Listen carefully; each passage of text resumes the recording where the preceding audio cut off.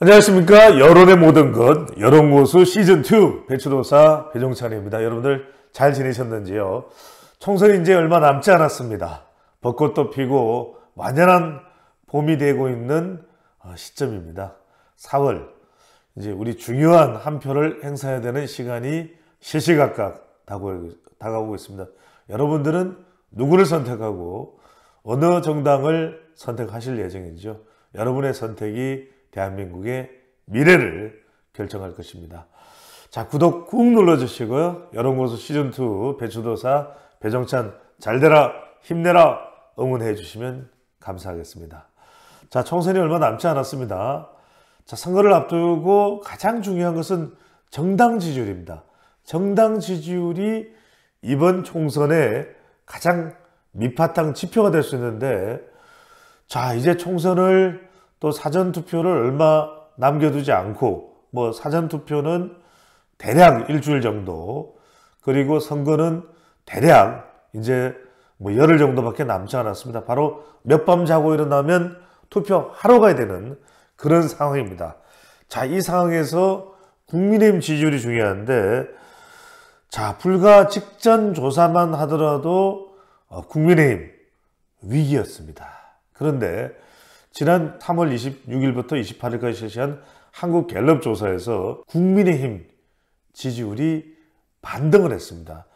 직전 34%에서 37%로 3%포인트가 올라갔고요.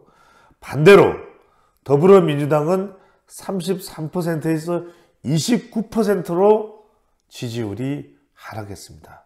제가 이전에도 우리 여론고수 시즌2를 통해서 정당 지지율이 왜 중요한지를 여러 차례 설명드렸거든요. 선거에 나가는 후보자들의 기초 체력이 되는 게, 스태미너가 되는 게 바로 정당 지지율입니다. 정당 지지율이 낮으면요, 힘을 못 써. 그만큼 정당 지지율이 중요한데, 국민의힘 지지율은 대통령 지지율이 주춤하는 상황에서도 다시 반등을 했습니다. 최근에 한동훈 위원장이 정말 한번 해보겠다, 한 번만 믿어달라. 그러니까 좀 주춤했던 국민의힘 지지층, 또 이 위기감에 따른 결집이 일어나고 있다, 이렇게도 볼 수가 있습니다. 대표적인 것이 충청 지역인데, 직전 조사만 하더라도 민주당이 앞서는 결과였어요. 왜냐하면 요동치는 이 충청 민심, 또 대통령실발 이종섭 전 장관 호주 대사 논란, 이런 것도 이제 영향을 받았겠죠. 이런 걸로 충청 표심도 다른 지역보다도 더 출렁출렁하는 민심이에요. 실제로 그런 결과들을 우리가 지표를 통해서 볼 수 있습니다만, 이번 조사에서는 국민의힘이 46%, 민주당이 22%입니다. 그러니까 충청 지역이 더블 스코어로 앞섰다. 이게 중요한 게, 결국 총선에서 일당이 된다는 것은 충청권에서 이기지 않고는 일당이 될 수가 없는 겁니다. 그런데 상당히 좀 불안정했던 충청권에서 국민의힘의 지지율이 46%, 민주당이 22%, 이게 상당히 반등하는 국민의힘의 지지세로 볼 수가 있는 거죠. 결과적으로 여러분들, 국민의힘의 지지율이 36%, 민주당은 33이었던 지지율이 미끄러지면서 29%가 됐습니다.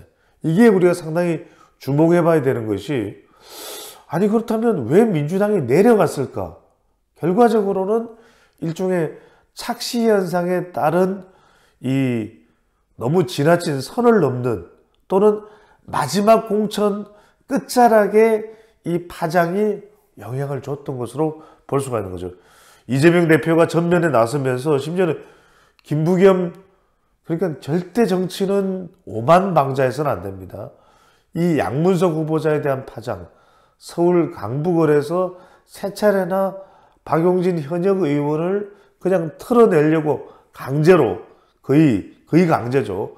반강제로 인식이 됩니다. 이런 상황에서 여론이 악화됐다. 특히 이제 서울 지역만 하더라도 서울 지역 여론을 많이 걱정을 해요. 지금도 지역구 여론조사를 보면은 그렇게 국민의힘 후보자들이 뿜뿜하지 않아서 이거 큰일 나는 거 아닌가? 실제로 서울 민심도 요동을 쳤습니다. 대통령실발, 뭐 이종섭 논란, 황상무 논란, 또 물가 대파 논란, 의대 정원. 어쨌거나 간에 지지층들은 이게 뭐가 문제냐, 이게 뭐 문제될 게 있느냐 생각할 수 있지만 결국 선거란 건 중도층이 또 유권자들이 어떻게 판단하는 가 중요한데, 서울만 하더라도 상당히 불안하기 짝이 없었는데 이번 조사에서는 국민의힘 40%, 민주당 30%, 한국인 10%포인트가 다시 차이가 났어요. 이게 굉장히 중요한 게 결과적으로는 공식 선거운동에 들어가면서부터는 계속 여론이 변합니다. 여러분들, 여론이 이제 지금부터 변해요. 이전까지의 선거 여론조사와 공식 선거운동이 들어가고 난 이후에, 그리고 또 첫 번째 주말을 지나가고 난 이후에 1일, 2일 실시되는 이 조사들이 중요합니다. 왜? 3일까지 실시된 조사 결과는 공표가 되지만 4일부터 이제 이후에 포함된 조사 결과는 여론조사 공표 금지 기간이에요. 가령 마지막 날짜인 3일날 또 공표 금지된 4일날 실시된 게 있다면 4일날 실시된 게 포함된 것은 발표를 못합니다. 그러니까 이 서울 지역의 표심도 그렇고 전국적으로 정말 중요한 건 이 정당 지지율이 어떻게 되느냐가 매우 중요할 수밖에 없는데, 지금 서울 지역에서도 국민의힘이 반등, 전체적으로도 한국갤럽 조사는 37대 민주당 29로 다시 지지율 차이를 좀 벌리기 시작했다. 이게 굉장히 중요한 겁니다.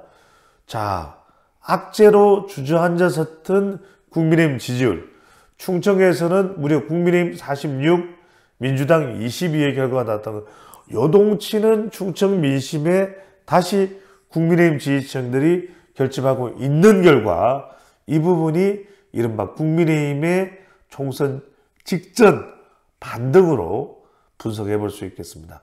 지금까지 배추도사 배종찬입니다.